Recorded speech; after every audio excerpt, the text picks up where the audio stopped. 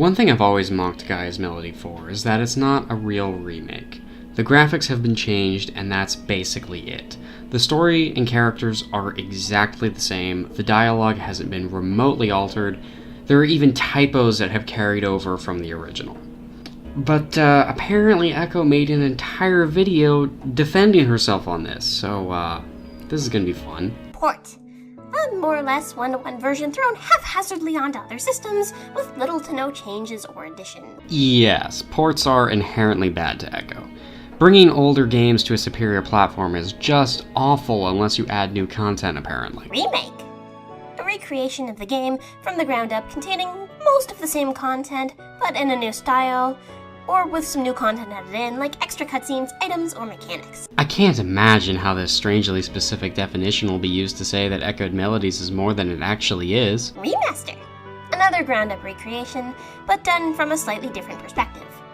Content is largely the same, but done in a new way to keep things fresh, usually includes story rewrites, altered content, and new plot lines. And a lot of new details and mechanics. We're 20 seconds into this video and already she's spouting nonsense. That's literally the opposite of what a remaster is. A remaster is the same game, not built from the ground up, with better graphics. Nothing else is changed or added. For example, Halo Anniversary. Learning how to self-edit is key in any creative field, so doing any sort of recreation, taking a cold hard look at what you had and finding ways to improve it is a surefire way to test your skills. Quick note, the changes listed here go far beyond fixed all bugs and typos and made pretty graphics. Which is obviously why you outright refuse to change anything but the graphics. More Choco! In the original, she had her own little plotline, but it was incredibly disjointed and sort of stopped 1/3 through the game and started up again near the end, then sort of vanished? That describes her in the remake perfectly. Probably because nothing's changed. In the remake, Choco's only character trait is that she likes fighting. You first find her in the Usagi village, beat the shit out of her for no reason, and then you don't see her again until she comes back as Usa. This part brings in multiple plot holes as to where Choco is and if she's capable of fighting or not, and doesn't add anything to her character. She runs off soon after, and then she disappears until the end when she talks to Curry for a bit, and that's it. She never comes back, she never does anything, she never develops. She could be completely removed from the game entirely and nothing would change. I really wanted to bring her back as a playable character here, but to keep continuity with GM2, I just couldn't. This is a remake. Do whatever makes it better, something Echo even said herself but refuses to do. Make Choco a playable character and just make the sequel's remake fit that, if you think that makes the game better.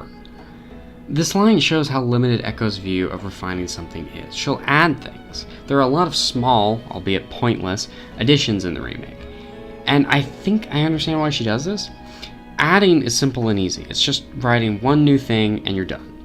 But actually rewriting the story and truly improving it takes extensive work. Giving a side character an impactful arc means changing every scene they're in, changing the impact they have on other characters, giving them more scenes in the first place, and making sure after all of that they don't feel like an afterthought. Something I've always been particular about was scene atmosphere. If the universe is sad, make it dark and rainy.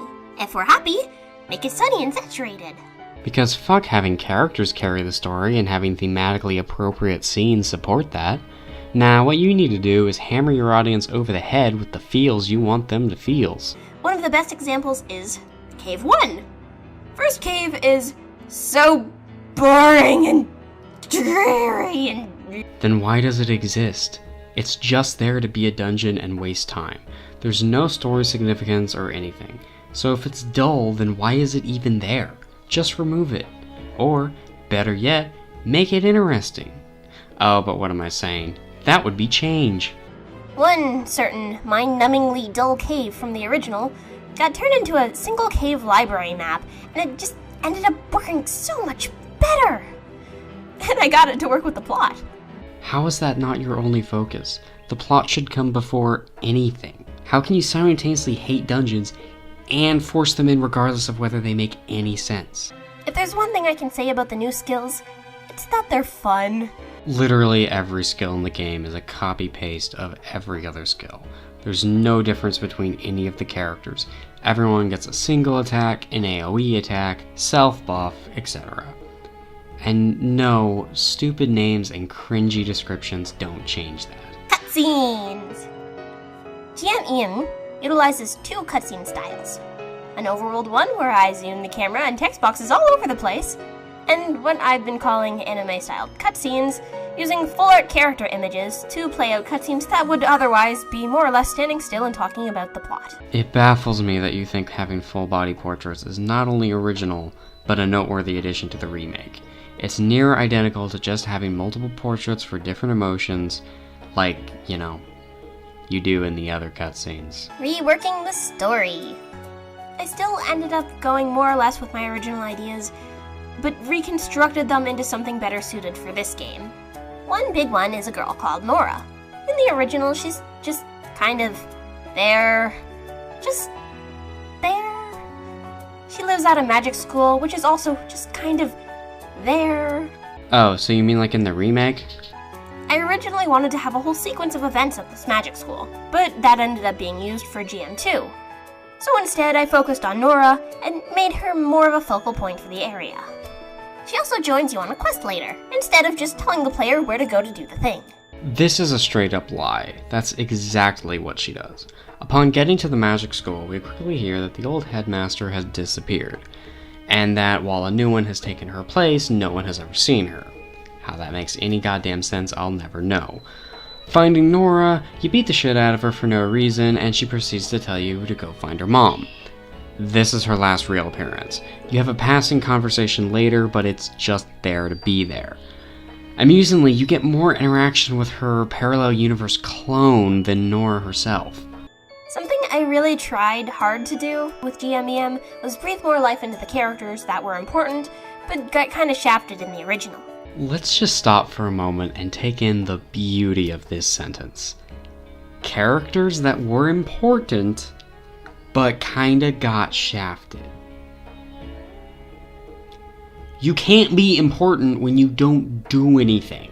Specifically, Nora, Choco, nameless cat girl person, and to a lesser extent, Isha, Tsuwa, Echo, Shizuka, and Honoka, a GMEM exclusive character, all got much more impactful dialogue. There are so many problems with this. I'll ignore Choco and Nora since I already went over why they haven't been developed, but Catgirl literally only exists to pull out a random Deus Machina power near the end of the game to save Akira. That moment also brings in more plot holes since it's a racial ability, so Whip should be capable of it too, but isn't for some reason. Suwa dies in the same cutscene she's introduced and does nothing other than to say that Kuri is the princess. Isha is in the same position as Nora in that we meet her once so she can tell us where the next MacGuffin is, and we never see her again. We spend more time with her parallel universe version in the last dungeon than Isha herself. Shizuka is so irrelevant I didn't even know she had a name. She's only there to be a very minor opposition to Agaris in the flashbacks, but Echo already is there for that, and neither of them really mean anything anyway. So no, none of these characters are more developed. And finally, this list is characters that were supposedly more developed in the remake, yet you list Hanukkah? A character that wasn't even in the original? The other main huge change was just the overall attempt to make things clearer. So that's why nothing is explained and characters' entire motivations will change on a dime. Wait. Such as pretty much everything involving a character called Zephyr. It's Zephyr, not Zephyr. A good deal of revamp went into the Merrick area, and who, what, and why Zephyr is gets more explanation. No it doesn't. Zephyr is first introduced when he tries to kill Akira in the lab raid, and kills Zaia instead. And then, after explicitly trying to kill Akira, he just lets her go, while saying something about doing more than just revenge. Already in his first scene, he's fundamentally broken. He's both a loyal soldier, and wants to rebel against Agaris. He's not conflicted, he's two people at once. The game has 3 endings, good, bad, and true, all listed with how to get them in the Ultimate Guidebook on Steam and itch. Plug.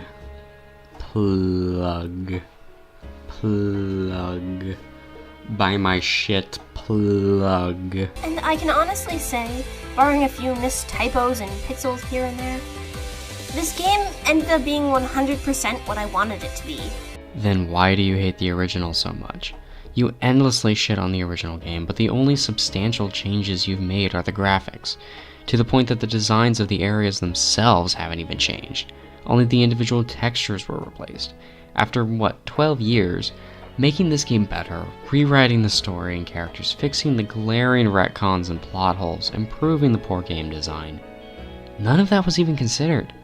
You just updated the sprites so you could pretend the game was good now. If you're interested in Guy's Melody, any of them, you can pick up the latest one on Steam. Plug. Give me $15 for a shitty RPG Maker game, plug.